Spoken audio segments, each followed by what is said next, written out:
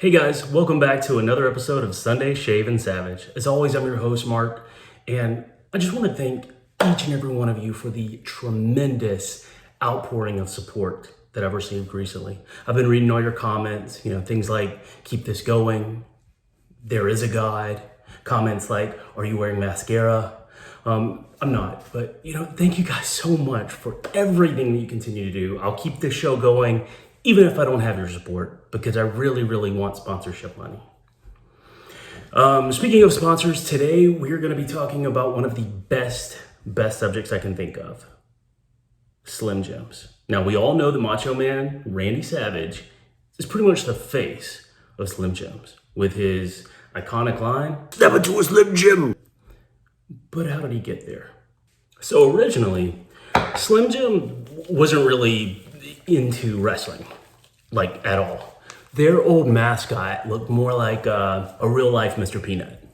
He had a top hat and a cane, and he was really skinny. I'm imagining his name was James, instead of Jim, Slim James. Well, they get into the late 80s, and now Generation X is becoming the thing, right? It's all extreme, man. But they know they have to advertise for a completely different audience. They've developed this new slogan. It's edgy, it's punk, it's snap into a Slim Jim, right? And they're looking around for someone who can embody that. This Generation X is, a little more edgy, a little more in your face. And Snap is just the embodiment of that whole mantra. Mountain Dew and I don't know. So the 90s were right on the cusp. This is like 88, 89. And they're looking for something really punchy. They start shopping around for the person who can best relate to Generation X. Somebody young and inventive and loud and crazy. And that's when they came up with Sam Kinison. Now, for you younger folks out there, you may not know who Sam Kinison is, but he was this little kind of really anxious, angry, loud, pretty funny, balding kind of guy. He kind of looked like the Penguin. And so he was their first choice. Well, unfortunately for them, Sam Kinison's lawyer would not allow that to happen. Apparently he thought Slim Jim might be a bad look for Mr. Kinison. Can you imagine that? Sam Kinison? I can't even do an impersonation of Sam Kinison, but I can't imagine you having Sam Kinison's face on a Slim Jim. Or like that thing back there. I can't imagine a little model of Sam Kinison's face with Slim Jims coming out of it. So after Sam Kinison's lawyer turned them down, they thought, what's the next best thing? Professional wrestling. They reach out to the WWF and they say, hey, we want a wrestler. And we don't want just any wrestler. We want Hulk Hogan. But his brand didn't fit that. So they went for the very next best thing. Someone who would truly embody the spirit of it. And that would be the Ultimate Warrior. Now, I'll be honest with you. I have zero idea why they thought Ultimate Warrior would be good at this. I mean, big colors, big lifestyle, yes, but could you even understand what he was saying? Did it even matter? So Ultimate Warrior tried a couple of the commercials. And in fact, if you go on YouTube right now, you can find some of those commercials that he's in. And apparently, according to Bruce Pritchard, who was head of talent relations at the time, he was with Ultimate Warrior during some of these spots. And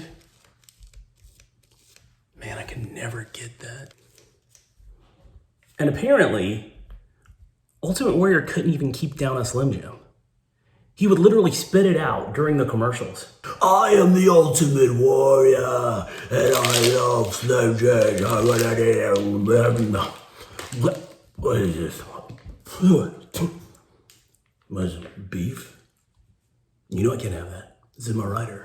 Where's my manager? Where's my manager? And the folks at Slim Jim were so angry by this, they wanted somebody else. That's when they reach out to Macho Man Randy Savage. Now, Macho Man was a perfect fit for this. He needed something anyway, and so he goes into this full force, and he's all like, Slim Jims, yeah, I like these. No, I eat them all the time, even when I'm not doing commercials. Yeah, when I'm on the road and Miss Elizabeth is hungry for something, but she doesn't want to cook, I say, hey, I don't know, just snap into one of them. Yeah, I can totally open this without a problem, yeah. That's delicious. Tastes like shaving cream. Not into a Slim Jim. I like this. This is like a steak dinner. Might go good with a waffle, but I don't go to Waffle House. You don't want to do that. That's good. Snap into a Slim Jim. Snap into a Slim Jim. No, I love it. You don't have to pay me to say that. I would eat these even if you didn't. So, Macho Man builds a legacy with Slim Jim. And I mean, they have that going on for a really long time. Even when Macho Man left the WWE, it's called an edge up right there. That's what that is. Even when, I don't normally get a unibrow, but I like to shave this just in case. So even when Macho Man left the WWF and went to WCW, this is Age Fighter. It's really good. I'm actually 75, you just can't tell. He took the contract with him, with Slim Jim. And according to Eric Bischoff, who was over WCW at the time, he basically said that Slim Jim paid WCW so much money, they basically got Macho Man Randy Savage for free. The trade-off was that big of a deal. That continued on for years and years, and obviously it still continues on to this day. In fact, last year, that's when they introduced this mammoth, which is fantastic and delicious. Slim Jim, if you need to sponsor something, I promise you. Hey, yeah, come on in. Come on in. Sweetheart. You got a dookie? No, dang it, and dinner's ready. Anyway, thank you guys very much for staying tuned. I've got a lot more of these stories coming up for you, so just like, subscribe, comment, put out the positive energies there, and just live in your machoism, you know what I mean? Really embrace it.